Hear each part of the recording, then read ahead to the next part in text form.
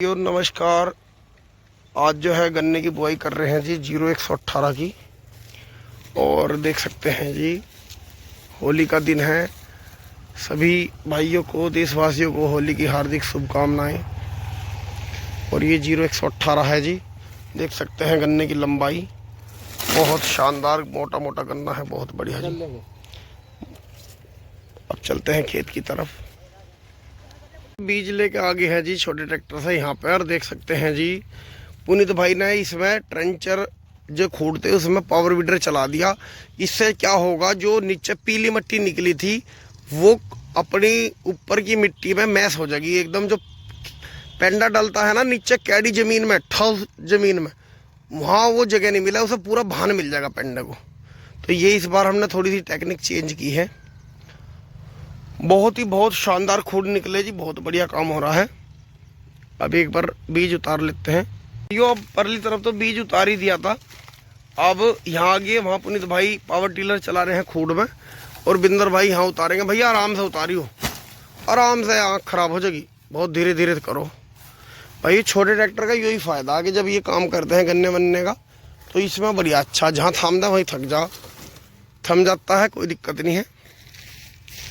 आज थोड़ी सी मेहनत ज़्यादा हो जाएगी, लेकिन काम ये है भाई, निमटता ही जा रहा है काम धीरे धीरे। सभी किसान भाई लगे हुए हैं अपने काम में। किसान भाइयों देख सकते हैं जी पावर वीडर से कितना लाभ है। जैसे जुताई कर रहे हैं, नीचे जो हार्ड मिट्टी थी इसने खाद वाली मिट्टी को जो है इसमें बहुत ही अच्छे तरीके से मिला दिया। ये देखो बहुत शानदार खोड बन गया अभी हमारे। पहले इनमें नीचे पीली मिट्टी भी निकल गई थी और डले भी बन गए थे। अब इसने ये बहुत ही शानदार काम कर दिया। ये राम वालों से लाए थे भाइयों हम। किसी भाई को ये पावर वीडर चाहिए तो इसका भी नंबर मैं डिस्क्रिप्शन में डाल दूंगा, बहुत ही शानदार काम करता है।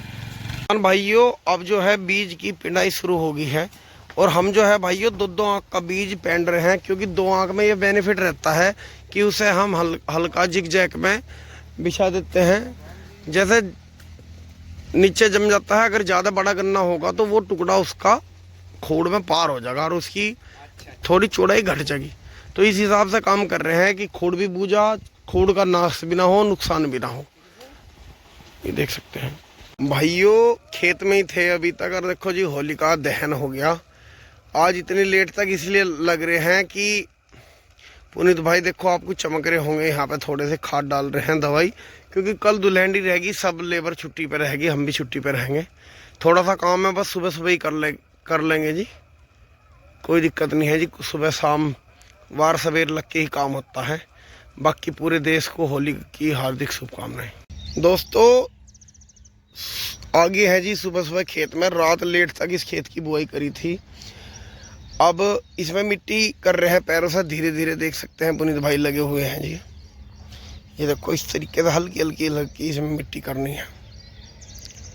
और आज दुल्हन का दिन है, सभी को होली और दुल्हन की बहुत शुभकामनाएं। किसान भाइयों रात इसमें खाद डाल दिया था जी, वीडियो इसलिए नहीं दिखा पाए थे क्योंकि बहुत लेट था, क्योंकि अभी से सुबह पानी चल जाएगा। और इस बार जो है दवाई कोटिंग कर दी थी, उसमें ही डाल दी। नीचे में कौन सी दवाई है, ऊपरले खेत की बुआई करेंगे तो दिन में बुआई करेंगे। त्योहार की वजह से कोई लेबर नहीं आई थी, बस अपने बिंदर बाबा थे, वो भी बिंदर चले गए थे बाहर, तो भाई हमें लेट में काफ़ी लगे रहना पड़ा। पर कोई बात नहीं, जब भाई अपने दौरे लगे रहते हैं तो देखना भी पड़ता है। त्यौहार का दौर है जी, कोई दिक्कत नहीं है, आप करते हैं जी फिर काम। साथियों कुछ भाई ये कहते हैं ट्रंच में जो है जमाव कम है, तो भाई जमाव कम इसलिए आता है कि वो मिट्टी ज़्यादा कर दें। इसमें जो है पैरों से या हाथों से पेंडे के ऊपर आधा इंच 1 इंच मिट्टी आनी चाहिए। ज़्यादा अगर मिट्टी करोगे तो भाइयों उसमें बिल्कुल भी जमाव नहीं बन पाने का, तो ये इसका थोड़ा सा ध्यान रखें। किसान भाइयों मिट्टी करने के बाद में जो है गन्ने में परली तरफ थोड़े से खूड रह गए थे, तो वहाँ लगे हुए हैं, देख सकते हैं सामने बीज हो रहा है। लेकिन पिछला जो हिस्सा है इसे तैयार करके बिल्कुल इसमें जो है पानी चला दिया। पानी थोड़ा कम चलाया कि जिससे जो है गुल्लों की काट ना हो और पानी आराम से चलता रहे धीरे धीरे। तो जब भी आप गन्ने की बुआई करें इस चीज़ का ज़रूर ध्यान रखें। ट्रंच में अधिकतर किसान जो हैं इस वजह से ही फेल हो जाते हैं कि वो सादी विधि के गन्ने से उसकी तुलना करते हैं कि लेट फेट काम होना चाहिए। तो भाइयों इसमें तो बहुत सब्र का और शांति का काम है। अगर आप इसे धीरे धीरे करोगे तो आपको ये गन्ना अच्छा उत्पादन देगा, नहीं तो बिल्कुल आपको अच्छा उत्पादन नहीं मिलेगा। फिर पहले तो आप सारे कृषि यंत्र खरीदोगे, फिर उन्हें पता लगेगा आप अगले साल ही उन्हें सारों को बेचोगे। यही कारण है अधिकतर किसान हमारे फेल हो जाते हैं कि वो जल्दी करते हैं कि फलाने नहीं वो का पानी दे दिया तू भी कर दे। दोस्तों देखो जी, पानी भर दिया है, साथ के साथ ही कभी भी ये ना सोचा कि हमें पूरा खेत 8-10 बीघे बो के ही पानी करना है। 2-2 बीघे की बुआई कर लो आराम से, फिर पानी निकाल दो, कोई दिक्कत नहीं है जी। आपकी अपनी खुद की ज़मीन है, आपका जो है फैसला सबसे ऊपर है, कोई दिक्कत नहीं है।